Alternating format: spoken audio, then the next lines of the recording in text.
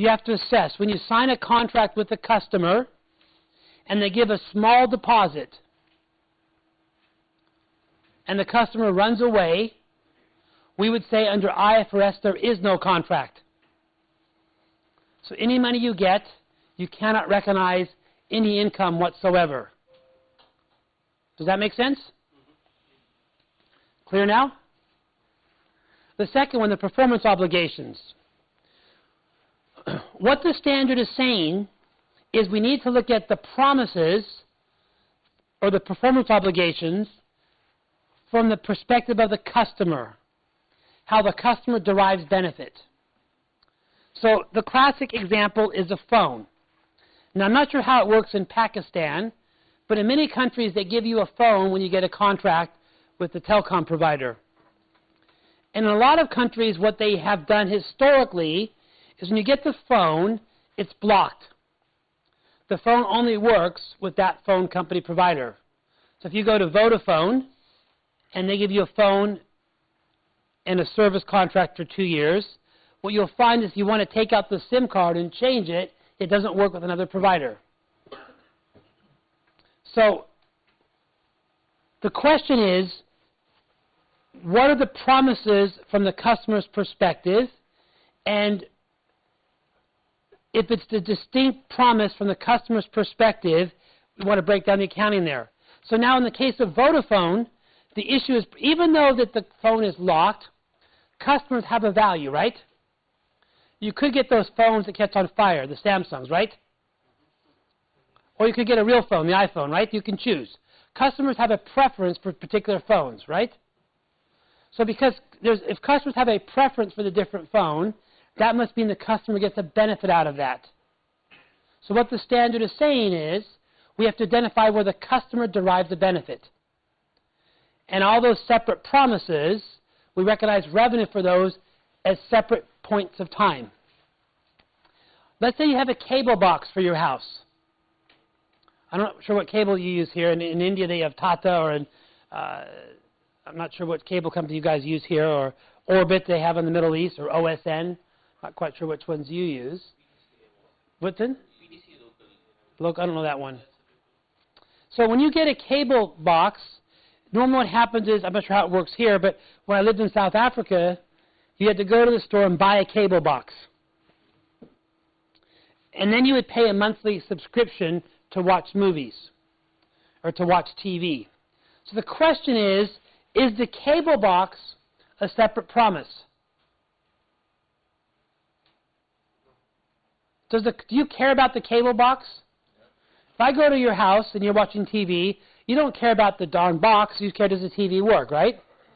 You care about the iPhone or the Samsung or the Hawaii so they can listen to your calls, right? You care about the phone, but you don't care about the cable box. Correct? So, it's the perspective from the customer. So the performance obligation, you'd probably say, with the cable, it's one promise. With the phone, there's multiple promises. So this is not that hard. Then you go to the transaction price. So if you go and you sign a contract, let's say for 24 months for a phone, is that the contract value? Would that be the contract value?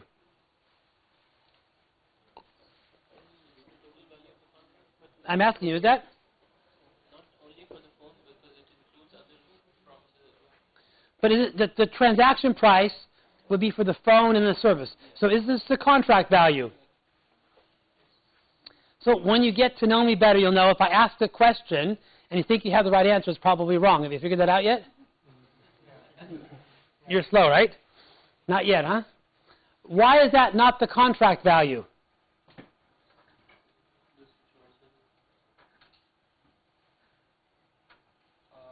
It's not necessary to continue for 24 months. You want a complicated answer. Why don't you pick the easier answers first?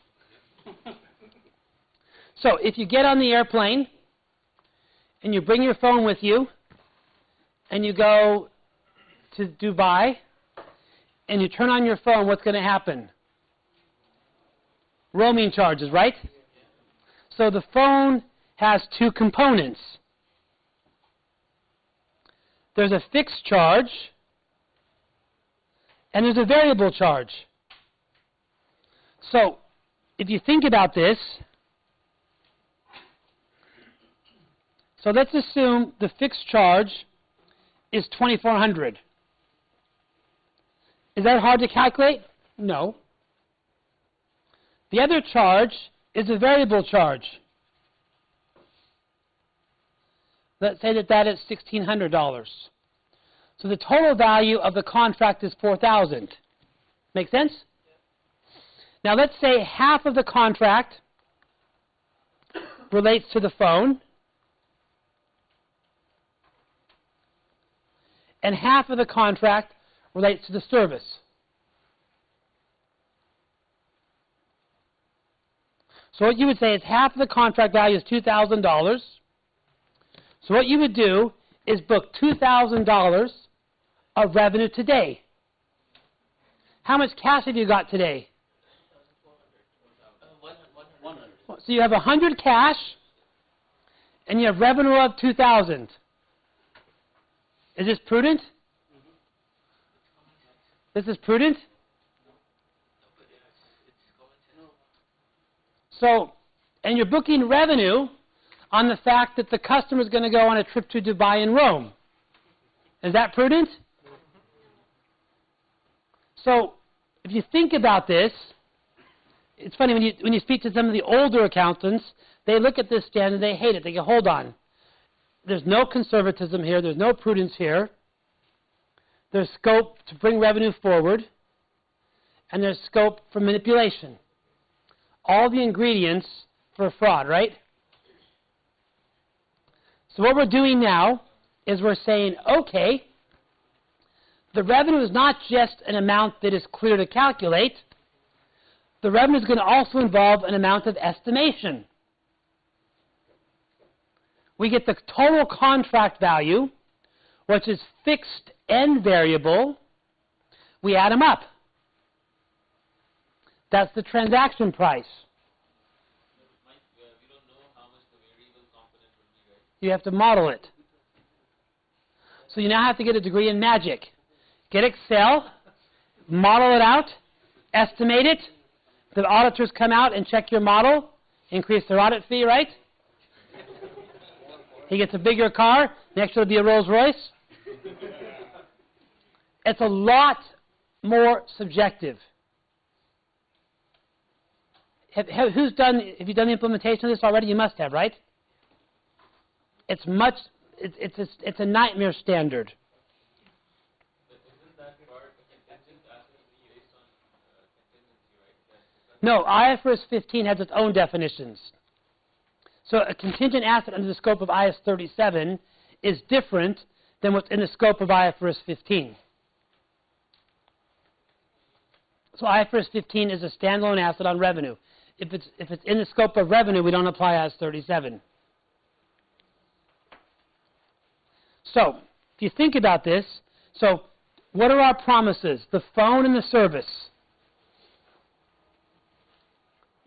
Okay. What's the transaction price? The roaming charges. Hold on. They've got to estimate those, right? There's a cap. There's a new definition we came up with, or a new concept. So if I use the word probable, what percentage would you apply to the meaning probable?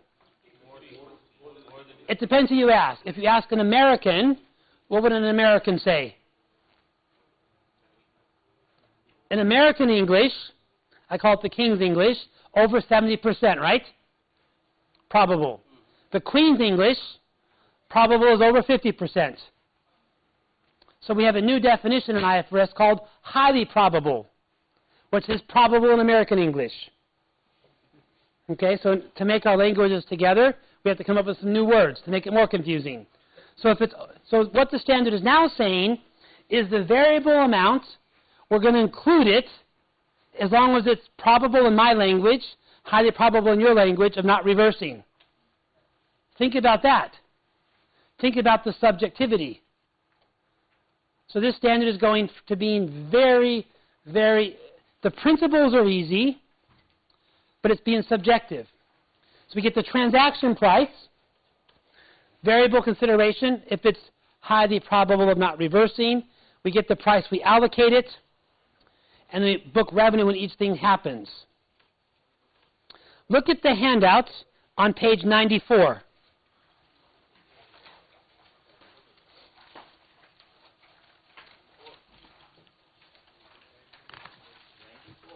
Yeah. Sorry, page 96. Look at question 1.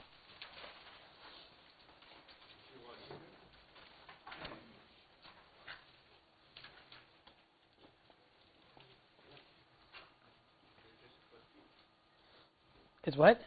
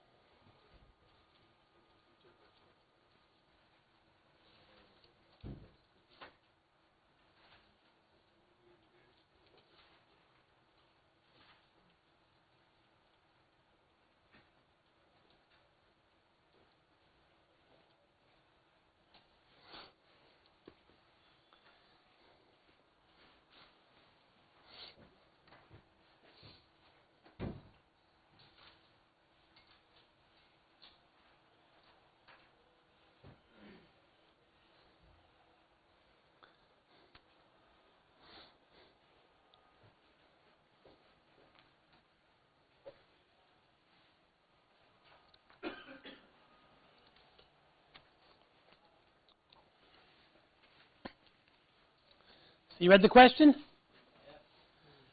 So what do you do about the coupon? Ignore it?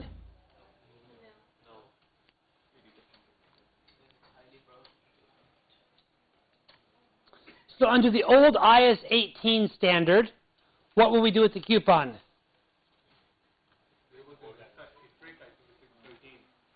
Under the old standard, we would probably take the coupon and ignore it, correct? You come into my store, you buy something, I'm going to debit cash, credit revenue. Here's your perfume. Finished. Here's a coupon. My account doesn't need to know, right? That's the old standard. The old standard, I'm saying. Yeah, but generally when companies gave out coupons in the past, practically most of the clients that I worked with ignored them. The IFRS you're talking about was for loyalty points, which is different, not coupons. The IFRS you're referring to is you work, the difference is a coupon is a discount. The IFRS you're referring to is miles. So if you fly, if you do 10 flights, the 11th is free. The IFRS was used more in the context of loyalty programs to accrue a liability for the free flight. But the IFRS wasn't applied in practice to just a coupon. So you give people a coupon. So in the past, we did nothing, right? Yes. So if you think about this, what we have now is the fair value of the perfume is 100, right?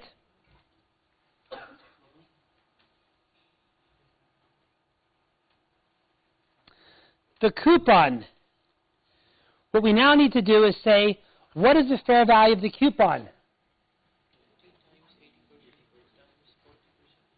So it's a $50 coupon, 80% of people will use it, and what's the discount?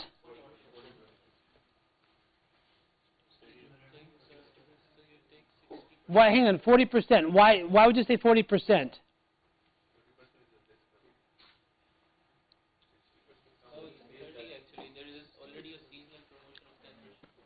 So what the standard is saying is, it relates to the contract if you get it specifically by. Because you bought this perfume, you get a coupon. If you did not buy this perfume, you don't get a coupon. So what is your special benefit? You would have got 10 anyway. So your special benefit is an extra 30 for a grand total of 40.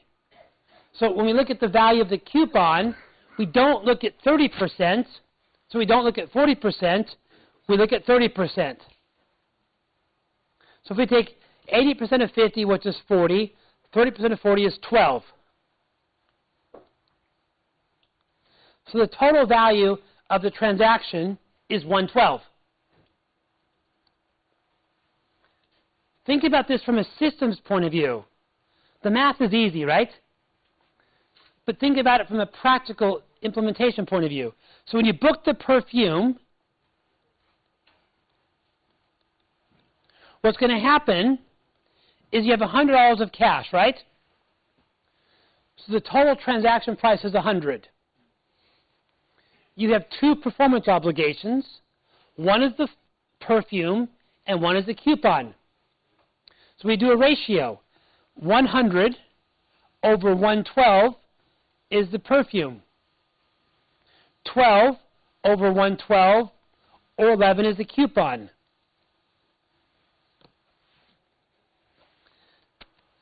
I think the math is clear. Think about the systems and processes point of view. So if your marketing people give out coupons and they don't tell the accountants, or they, who cares? It's accounting. They don't need to know. They just book and we get it. No, that's wrong, right? Because what's going to happen now is it's going to basically make you defer part of your revenue till next year. This standard has a lot of system challenges. A lot. So what's going to happen, it's going to turn everything upside down. Does that make sense?